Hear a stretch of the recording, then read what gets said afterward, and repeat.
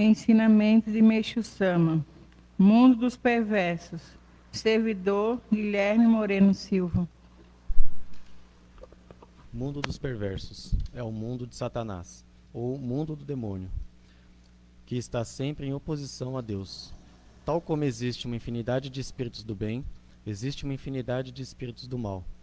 Se os espíritos do bem procuram praticar boas ações, os espíritos do mal procuram praticar más ações. Assim, a luta entre eles é incessante.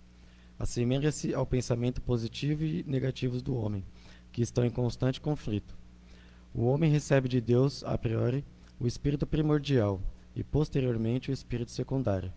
Ao espírito primordial são sempre transmitidos os bons pensamentos do mundo do bem, através do elo espiritual, e ao secundário, os maus pensamentos do mundo de Satanás. Em princípio, o nascimento e o desenvolvimento de todas as coisas que existem devem-se à harmonia e ao atrito do positivo e do negativo, do claro e do escuro, do fogo e da água. O próprio homem só consegue manifestar sua força e cumprir sua missão pelas atividades do bem e do mal. Consequentemente, podemos dizer que o mal também é necessário. O espírito primordial, pela sua essência do bem, pensa e pratica o bem. Em contrapartida, o espírito secundário relaciona-se ao mal, ou seja, ele é a essência dos desejos materiais, como o desejo de posse, superioridade, de domínio, de fama, de extravagância. O famoso filósofo alemão Friedrich Nietzsche dá-lhes o nome de desejos instintivos. Quando esses desejos ultrapassam o certo limite, dão origem ao crime. Controlá-los é a condição básica para manter a ordem e a paz na sociedade. Segundo esse princípio, os desejos instintivos são responsáveis pelo desenvolvimento das atividades do homem, mas a felicidade e a prosperidade do homem e também o progresso social decorrem do controle dos desejos instintivos. Como até agora o mundo se encontrava na era da noite, a força de Satanás era maior, o que significa que a força de Deus não era suficiente para controlá-la. Isso fez surgir a sociedade humana de hoje, repleta de infelicidade.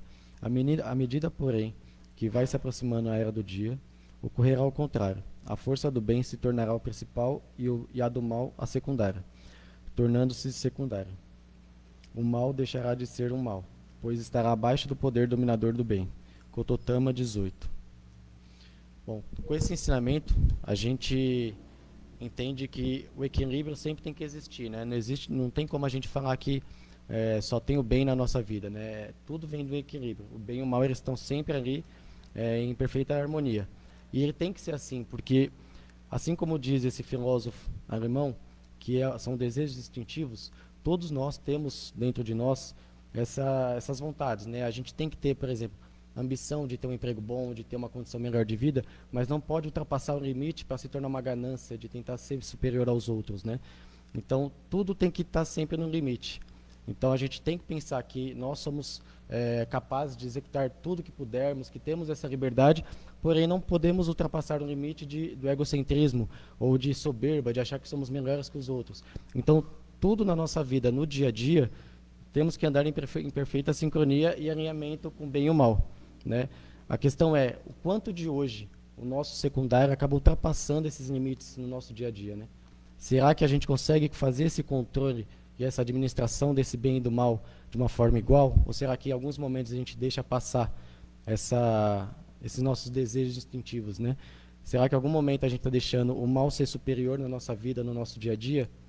Porque a gente fala assim, eu sempre pratico o bem, mas na frente das pessoas, dos outros, é normal, a gente vai sempre se policiar para fazer o bem. Mas e por trás? Será que a gente está pensando por esse lado? Será que a gente está agindo da forma correta? Então eu entendo desse ensinamento que a gente tem que sempre se policiar nesses desejos, instintos, que não são errados a gente ter. É errado a gente não controlar. Então a gente tem que sempre manter o nível certo entre o bem e o mal, né? Não adianta de falar que é só o bem, porque senão a gente estaria mentindo, né? Porque às vezes numa feira de mercado, às vezes num trânsito, alguma coisa, a gente acaba ultrapassando nossos limites ali.